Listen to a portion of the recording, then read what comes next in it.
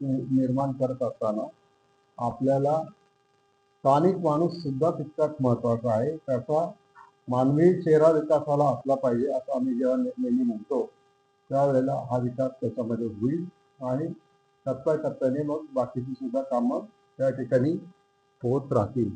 तर या एवढ्या सगळ्या गोष्टी आहेत. त्यामुळं श्री क्षेत्र भीमाशंकर हे फक्त धार्मिक स्थळ आहे असं मानायचं काही कारण नाही.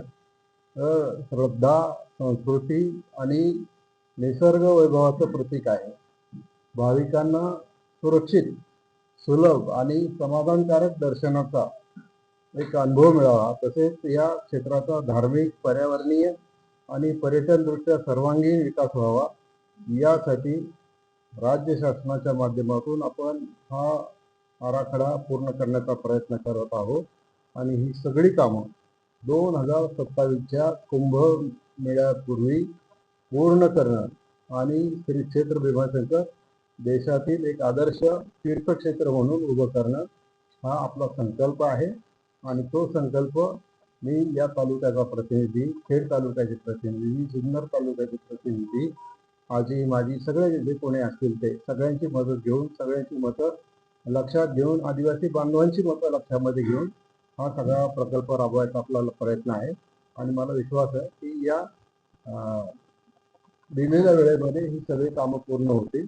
तोपर्यंत काही अडचणी होती नाही, पण लगेच त्याचा बाऊ करण्यापेक्षा शेवटी आम्हाला पोचायचं कुठे आहे हे लक्षात घेणं महत्त्वाचं आहे. आणि इतका मोठा हा ॲम्बिशियस प्रोजेक्ट आहे की जवळजवळ आत्ता जरी तो 600 कोटीचा दिसत असला तरी तो पूर्ण होईपर्यंत त्याचा खर्च साधारणपणाने 2000 कोटी रुपयापर्यंत त्या ठिकाणी जाईल असं एक नियोजन आहे. आणि त्याच्यासाठी राज्य सरकार पूर्णपणे, आज जरी सरकारचा प्रतिनिधी म्हणून बोलत नाही आहे, ते आमदार म्हणून, विधानसभेचा एक सदस्य म्हणून आज या ठिकाणी आपण सांगतो की सरकारच्या माध्यमातून सर्व कामं पूर्ण करण्याचा आमचा प्रयत्न राहणार आहे.